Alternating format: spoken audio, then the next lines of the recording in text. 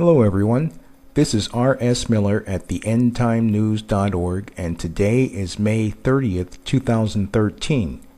This is your Armageddon update report. A Russian military transport has landed in Syria on Tuesday carrying 60 tons of humanitarian aid to the Assad regime. According to Depkafal, the nature of this cargo is unknown, but it is likely to be the opposite of humanitarian aid given Moscow's expanding military assistance to Bashar Assad and the intervention in the Syrian civil war.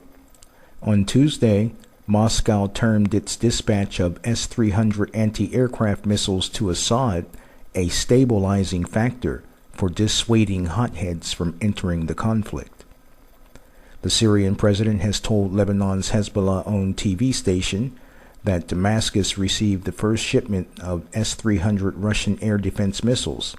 Al-Manar said in a statement that when asked about the promised delivery of the S-300 surface-to-air missile system, Assad replied, "All the agreements with Russia will be honored, and some already have been recently." It's believed that President Bashar al-Assad was replying directly to the quote from Israel's National Security Advisor, Yaakov Atmajor, that the S-300 batteries had not been delivered yet, as well as Yaakov's warning that if the Russian S-300 anti-aircraft missiles are delivered to Syria, Israel will strike them and prevent their deployment for operational use. The S-300 surface-to-air missile defense system being delivered to Syria is also accompanied by Russian military officers and personnel who will operate the system. Should Israel decide to strike these missile batteries, they run the risk of killing or injuring Russian soldiers. Currently, Russia is playing a supportive role to the Syrian government in this conflict. However, should Israel make good on its threats, it could well lead to a more direct Russian military involvement, a war pitting Russia and its allies against Israel. And if Obama honors his commitment to Israel, the U.S. will be involved as well. Ezekiel 38 and 39 prophesies a coming war with Russia and her allies versus Israel. In 38 verse 3 it says, "Thus says the Lord God, Behold, I am against you, O Gog, the prince of Rosh, Meshech, and Tubal. I will turn you around, put hooks in your jaws, and lead you out, with all your army, horses, and horsemen, all splendidly clothed, a great company with bucklers and shields, all of them handling swords. Persia, which is Iran, Ethiopia, and Libya are with them, all of them with shield and sword. Gomer and all its troops, the house of Togarmah, from the far north, and all its troops. Many peoples are with you."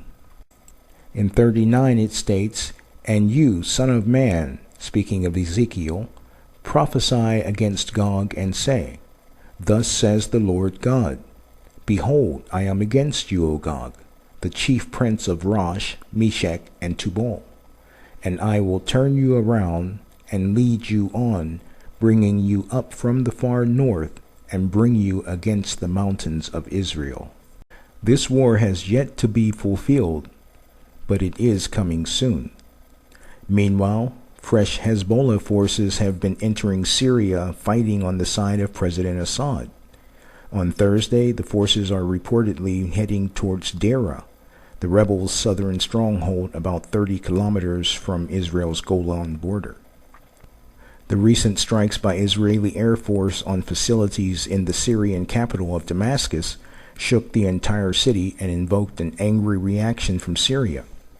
The state-run media reported that Syria would respond to any further attacks and would also allow militant groups to attack Israel from a shared border on the Golan Heights.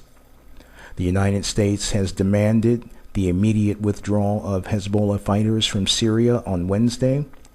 This is an unacceptable and extremely dangerous escalation.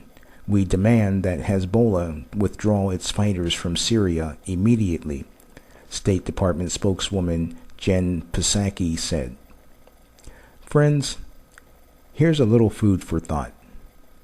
If we are in fact living in the last days according to Bible prophecy, Can the battle of Armageddon, which is the final battle of the end of this age, and the return of Jesus Christ be far away? Are you saved?